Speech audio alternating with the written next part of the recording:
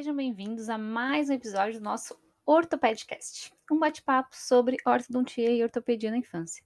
Meu nome é Juliana Pereira Andriani, sou especialista e mestre em ortodontia e hoje eu estou aqui para conversarmos um pouquinho sobre os erros mais comuns do recém-especialista.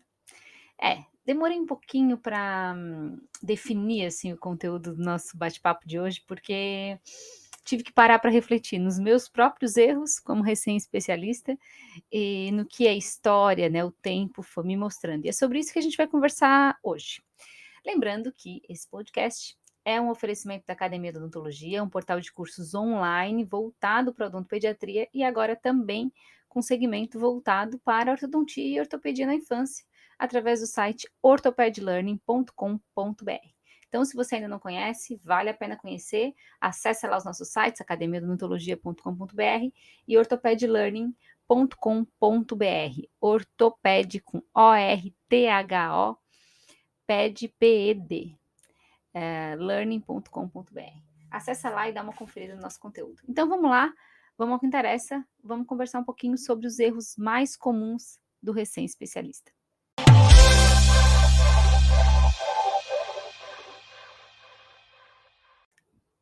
Bom, acredito que o tempo, assim, vai nos ensinando algumas coisas, né, e é importante a gente parar para refletir nos nossos próprios erros e tirar algum aprendizado de tudo isso, ou da nossa própria história, ou da história dos outros. E aí vou deixar aqui para vocês, 2 pontos importantes para vocês refletirem, em relação aos erros mais comuns que eu vejo no recém-especialista. Eu acho que o recém-especialista, assim que a gente sai da graduação, a gente, hoje em dia, ainda mais do que nunca, né, sente a necessidade de fazer uma especialização. Independente da especialidade que se escolha, eu digo isso, claro que olhando um pouco mais para o especialista em ortodontia, porque assim se desenhou a minha história, né, mas eu vejo isso de maneira geral também no especialista em odontopediatria. Imagino que essa situação deve se refletir nas outras especialidades. Eu acredito que o recém-especialista pode ter 2 caminhos distintos. 2 erros comuns, assim, em relação a aquilo que ele pensa em relação ao conteúdo ou ao fato de ser especialista. Achar que é melhor do que os outros. Posso dizer que esse, foi o meu caso no primeiro momento. A gente já vai conversar sobre isso. Principalmente, eu acho que esse esse tipo de recém-especialista é aquele que normalmente faz um curso muito bem conceituado.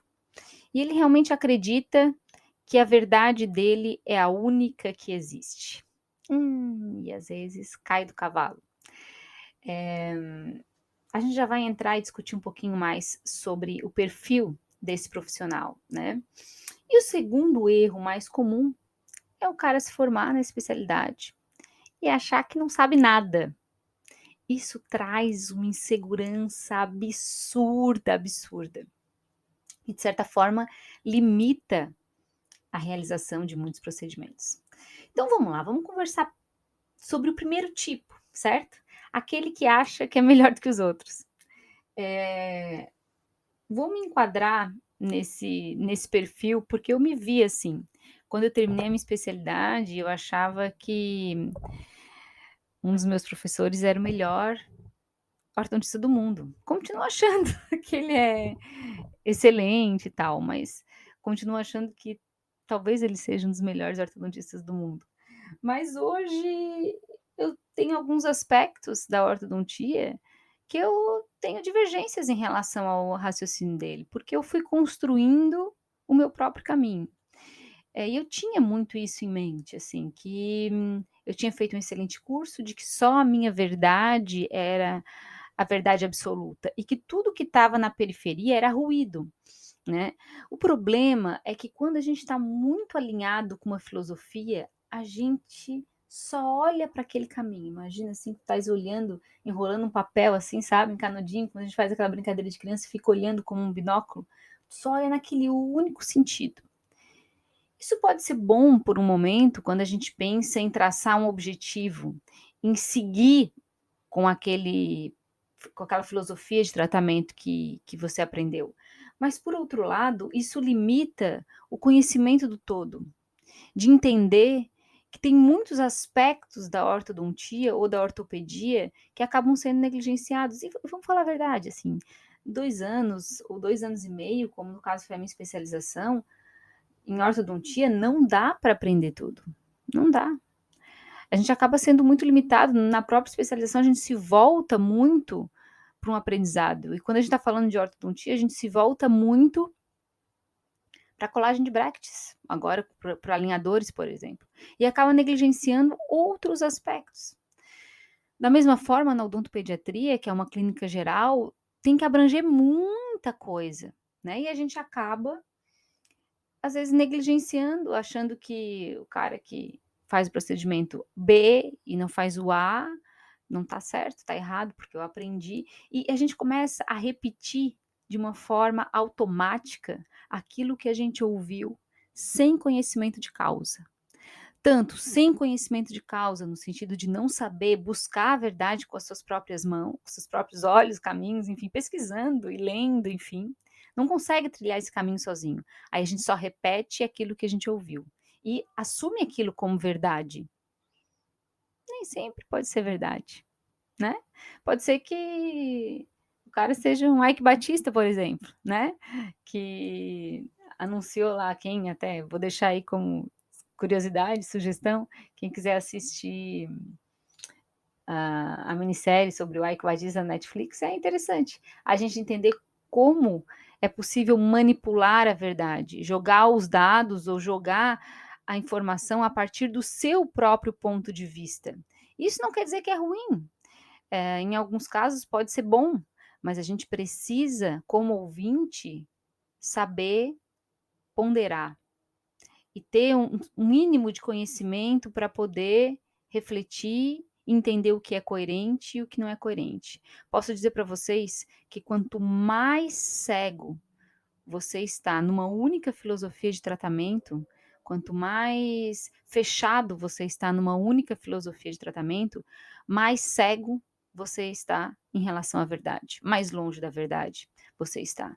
É a mesma coisa o fato de você abraçar a ortodontia e ignorar totalmente a ortopedia funcional dos maxilares, ou abraçar a ortopedia funcional dos maxilares e ignorar completamente o movimento dentário, o movimento ortodôntico, que é, de certa forma, a base de vários dispositivos ortodônticos. Não tem como negligenciar. Vários dispositivos ortopédicos também buscam movimentação dentária. Isso é inegável.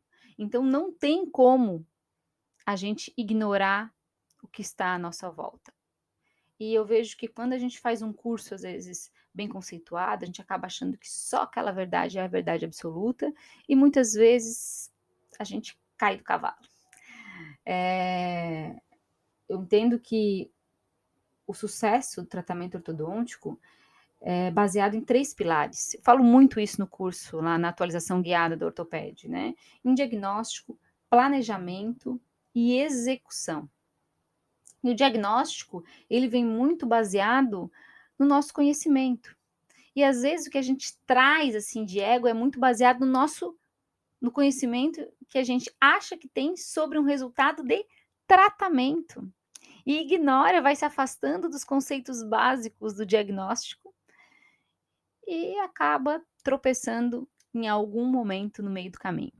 Então, faz aí uma autoavaliação aí, uma autocrítica e vê se você se enquadra nesse perfil de profissional que acha que os outros que são diferentes da sua filosofia estão completamente errados e que você é a única verdade absoluta.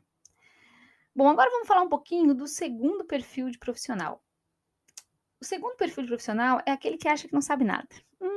Isso também é um problema. Porque o recém-especialista que acha que não sabe nada, ele fica muito inseguro, a ponto de limitar o seu aprendizado. Como a gente conversou anteriormente, se a gente falar que o sucesso do tratamento ortodôntico está baseado num bom diagnóstico, e para isso é possível estar aberto ao conhecimento básico, a gente vai conversar no próximo podcast sobre isso.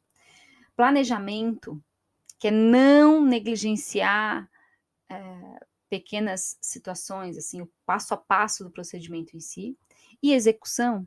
A execução, a excelência na execução do procedimento, manejo dos dispositivos ortodônticos, ortopédicos ou de qualquer conduta terapêutica na odontologia ou na saúde de maneira geral, ela também está diretamente associada à experiência do profissional naquele procedimento.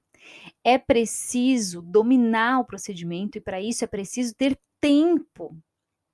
Não quero dizer que você vai fazer os procedimentos errados num primeiro momento, não, não é isso.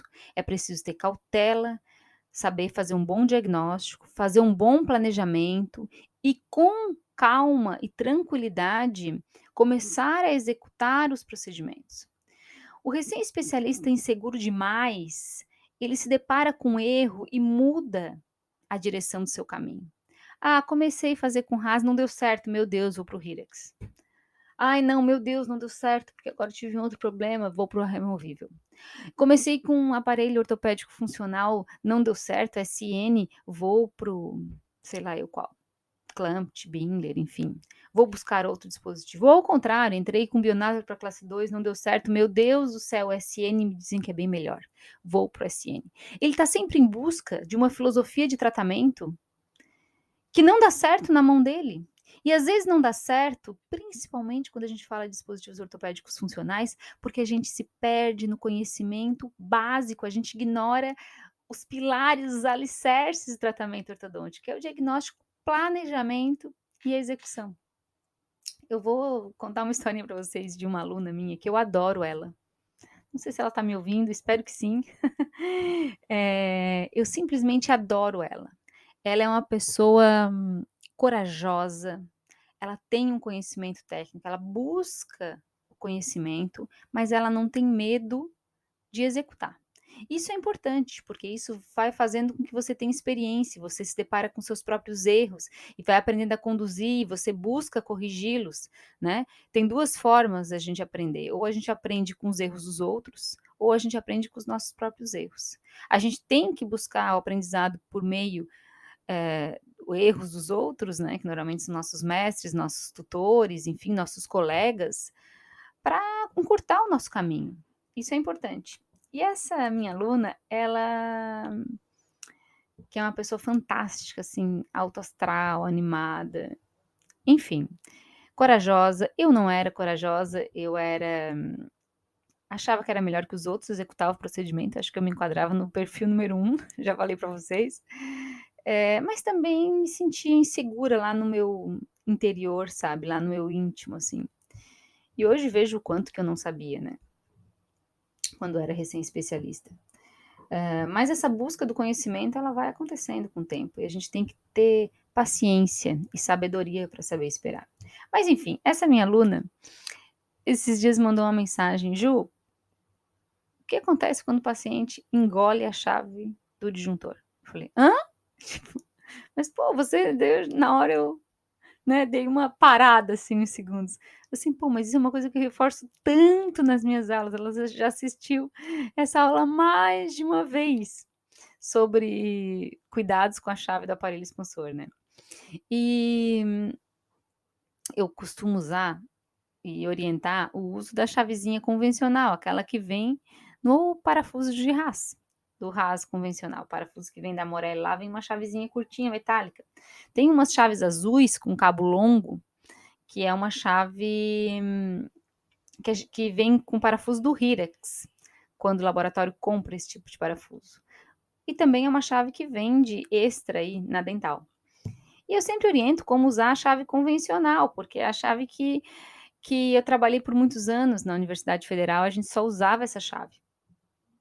Então, eu aprendi desse jeito e acabo utilizando essa chave muito mais do que a chave compridinha, aquela do com cabo azul, que todo mundo gosta, né?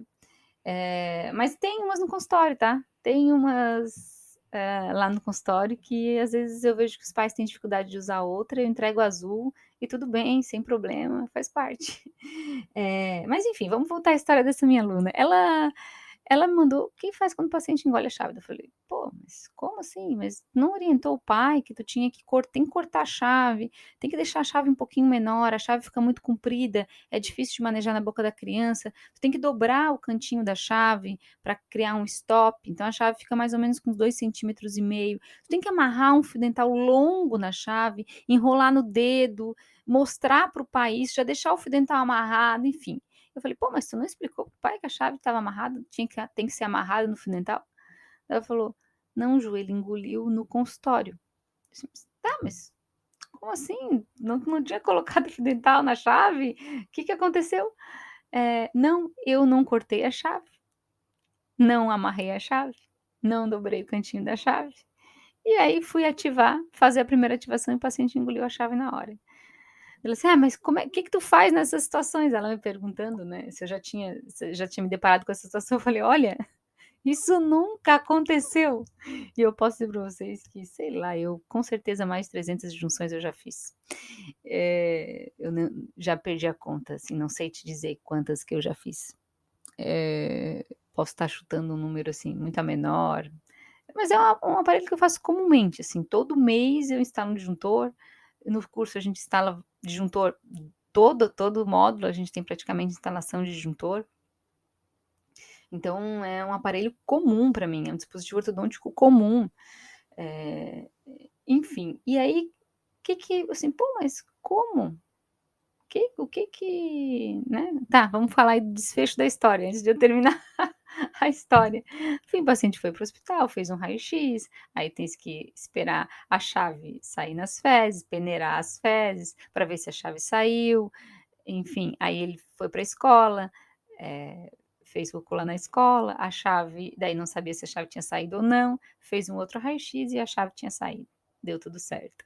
Mas, enfim, quero trazer para vocês como que negligenciar um desses pilares, né, negligenciar ah, alguns pontos principais no planejamento, vai te levar ao insucesso do caso, né. Então mesmo que o aluno, que o profissional tenha um bom domínio do procedimento, tenha excelência na execução, quando ele se sente seguro demais, ele cai do cavalo.